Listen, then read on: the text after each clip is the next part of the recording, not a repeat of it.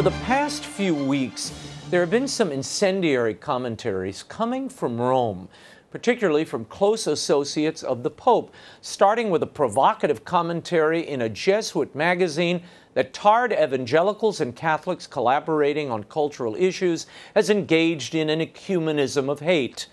The bizarre perspective has continued with a new piece, this time from a papal biographer, suggesting that converts to Catholicism who might question Pope Francis's decisions or Mors Laetitia are actually victims of convert neuroses. To address all of this is an old friend of the program. We haven't seen him in a while, and I'm glad he's back. President of the Acton Institute, Father Robert Sirico. Father joins us from Grand Rapids, Michigan. Thank you for being with us. Thank you, Raymond. You're looking great. Well, you see, absence makes the heart grow fonder. I want to start with the piece that appeared a few weeks ago in that Jesuit-run magazine, but Vatican-approved magazine. It was entitled Evangelical Fundamentalism and Catholic Intricalism in the USA, a Surprising Ecumenism. Now, you have to translate that for the viewer, but now the New York Times and others have suggested that this was a Vatican shot at hardline U.S. Catholics. Your reaction to the analysis in the piece itself? Well, I think it was beneath the dignity of La Civiltà Cattolica, which has a very esteemed reputation over many years. It's entered into lots of different discussions, and I'm really surprised to see it being utilized as a kind of hit piece machine. The article itself was not substantive. It certainly didn't exhibit any kind of real understanding of, first of all, evangelicalism, or of I don't know what we want to call it, conservative traditional Catholicism, what it calls integral Catholicism.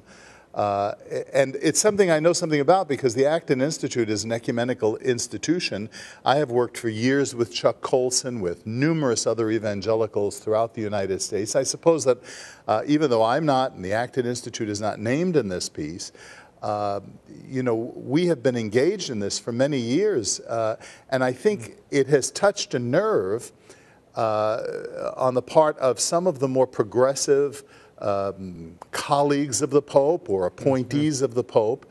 And I really do welcome the debate. I just wish it was a little more substantive than what seems to be in this particular piece in Civiltà Cattolica. Yeah, I mean, it basically attributed a theocratic mindset to evangelicals and Catholics in the United States. It equated their thinking with that of ISIS and those who would follow the jihadi movement. Now, because it comes from papal collaborators, Father Antonio Spadaro, and a Presbyterian pastor that Pope Francis named head of the Argentinian edition of the Vatican newspaper, does this in any way bespeak, do you think, the mindset of the Pope and the way he sees this segment of the U.S. faithful? Well, I do think, not just based on this, but a number of other things, that the Pope doesn't have a real grasp of the American faithful, Catholics in the United States. I mean, let's just stay for a moment with this accusation of the analogy between conservative American ideas and ISIS, or theocracy. If there's any one demarcation on the political level of a kind of American conservative approach to the state, it's that the state should be minimal, not maximum, which is what a theocrat holds, that the state should be governed by the church, and the church should have a pervasive influence through the mechanisms of the state. The Acton Institute has published any number of substantial articles related to the theology of liberation, which itself is a more theocratic impulse, a new Constantinianism. We have written extensively from evangelical perspectives against prosperity gospel, which is also mentioned in the Civiltà Cattolica piece, and also this notion of entwining the state with the church so that the church is governing through the mechanisms of the state. So just on that level, but I do think the Pope, who is not very familiar with the American experience, and is trusting these other advisors. I mean, they would have been so much more well advised to make some criticisms using an American an American evangelical who could have been brought into it, because there are a lot of those kinds of folks who, even on the left, if they wanted to make a kind of more progressive point, there are evangelical lefties in this country who could engage them. Yeah. It seems the piece is really targeting conservative, evangelical, and Catholic collaboration around social issues. I mean, they mention this by name. They mention the pro-life cause, they mention religious freedom, etc. I can only imagine what our old friend Father Richard Newhouse, whom, along with you, spent so much time trying to engage and bring together evangelicals and Catholics, if he were opening this magazine and seeing charges of being engaged in the ecumenism of hate leveled at him, what was your reaction when you read this? Because, again, the finger's pointed at you and Acton as well. Well, I would say that the article, and I mean, if I was going to respond to it on the level at which the article is written, I would say that this article, written by a Catholic and a Presbyterian, is ecumenism of stupidity, because it simply doesn't understand what is going on. And let's remember that the movement of Chuck Colson and Father Newhouse, and by the way, Cardinal Avery Dulles, who was involved in the Evangelical Catholic Dialogue, and Weigel and others, that this was a response to a call from St. John Paul II, that the Holy Father himself was inviting this kind of public collaboration on issues of values, not just related to these hot-button issues of abortion and marriage and all the rest, but also on economy. This was the time where, you know, much of the world was coming out from under the colossal wreck of socialism in Eastern Europe. And who inspired this was himself a cradle Catholic, that is John Paul II. Now, you have issued a challenge or an invitation to Father Antonio Spadaro, the Jesuit editor of the magazine that issued this analysis. What is that invitation? It's an invitation to encounter. In that article and in other tweets that Father Spadaro has put out, and the other commentaries that have generated as a result of it, there's much talk about encounter and dialogue and communication. And what I said was, look, if you want to have an understanding and want to communicate with this people, I'll give you the audience. We run the world's largest gathering of evangelicals, Catholics, Orthodox, Muslims, Jews, on these kinds of social issues and economic issues. And I invited him to come. We agreed to pay all of their expenses, provide any translation that would be necessary. And it was declined. It was a very respectful letter. In fact, if you go to the Acton website, you can see the letters. We issued them in English, Italian, and in Spanish. And then when Father Spadaro said, you know, I have a busy schedule, this is very difficult, I wrote back and said, look, in effect, I said, anytime, any place at our expense. And he declined again.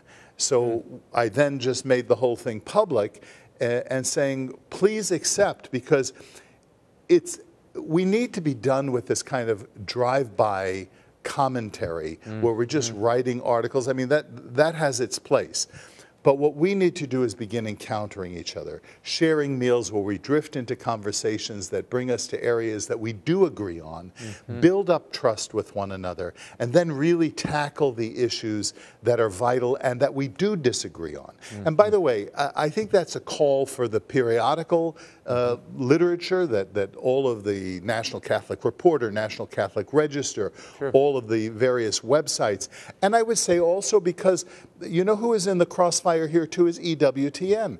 I think aside from your catechetical programming, which of course needs to present the catechesis of the Church, a show like yours should begin incorporating people who disagree with our ideas and bring them on with people who can speak charitably with one another, but very directly with one another. Yeah, well, we've always done that. Look, I had invite Father Spadaro to come on the show with me. He has an open invitation. I'd love to have you both here. Look, we had Cardinal Casper here. We had Cardinal Burke here discussing Amoris Laetitia. Everybody got an airing, and I did it independently, so there wasn't a debate. They each got a separate airing and an opportunity to let the viewer hear their thoughts and come to their own decisions. I'm all for that. But Yes. I agree with you. I don't like the drive-by attacks. I think it's petty. I think it cheapens the argument, and it really makes the person engaged in it look weak, actually. Now, I want to talk about Austin Ivory. And it further polarizes the debate. It does. It Yes. doesn't bring anybody together, and it certainly doesn't, I think, enrich the family of faith that I think Pope Francis is attempting to engage and pull together. Now, Austin Ivory, a biographer of Pope Francis, in a Crux article, has a piece called Pope Francis, and the Convert Problem. In it, he writes that various writers, owing to being converts, are suffering from a neuroses, given the way they analyze certain pronouncements of Pope Francis. He names, by name, Edward Penton, Daniel Hitchens as former Anglicans, Ross Douthat at the New York Times, and Rusty Reno as former Episcopalians, Carl Olson, a former Protestant. He calls them out by name, and then he writes, it is a lot more likely that their baggage has distorted their hermeneutic, and they are suffering from convert neuroses. A neuroses is a pathological or extreme reaction to something that simply doesn't correspond to reality. And then cutting down, there is the neurosis of the convert escaping the shifting sands of relativism, who projects onto the church the idea of something fixed and distant and unchangeable, frozen at some point prior to the council. This makes them susceptible to the traditionalist Catholic horror, not just of the council's reforms, but of the very idea of change, as if this could be avoided. And though Ivory apologized for targeting individuals, he really didn't back off of his argument much.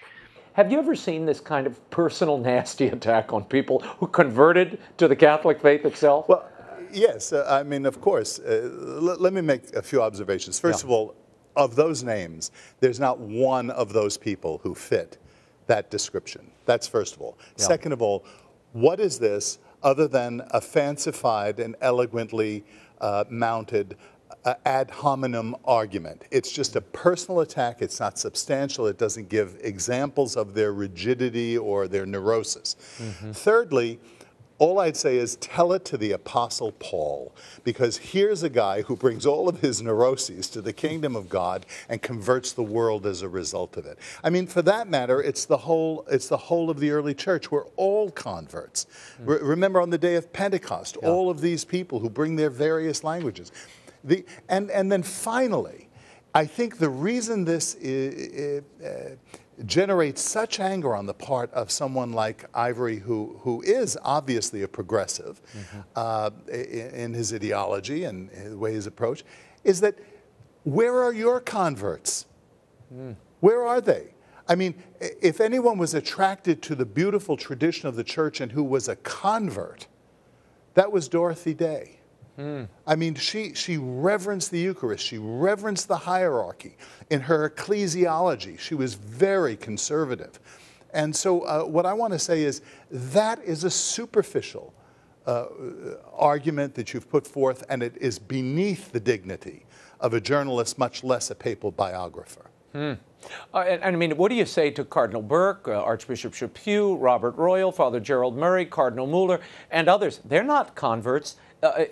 Are their hermeneutics distorted as well? I mean, it is kind of a facile argument. Finally, I have to get to this before we run out of time, Father Sirico. The Pope, during a homily this week, called out, quote, those who believed they were perfect, and I think about so many Catholics, he said, who think they are perfect and scorn others. This is sad. Your thoughts? Well, let me first say, as in many of the Holy Father's statements, there's a great truth there. There is a certain rigidity on the part of people who are true believers. And by the way, that isn't left or right. That is both. That applies across the board. It's not so much where you stand in terms of your theological place on the spectrum, but your personality, the way in which you relate to things. Secondly, I would say that statement, I wouldn't read it this way, but one could read the statement as a very perfectionistic statement, a very dismissive and judgmental statement. Thirdly, there are people who come to the church with with a lot to be forgiven for and a lot of work still to be done. So I would just hope that the Holy Father would be as open to them as he is to Latin American socialists, and just welcome them into the flock and kiss them who are the new lepers or who are becoming the new lepers with this kind of rhetoric. Very good. Father Robert Sirico, thank you for being here. And I hope, some of those near and dear to the Pope will read and reflect on those words. It could do them some good. Father Sirico, always a pleasure having you here. Do not be a stranger. Thank you. And you can find out more about Father Sirico and his work at acton.org.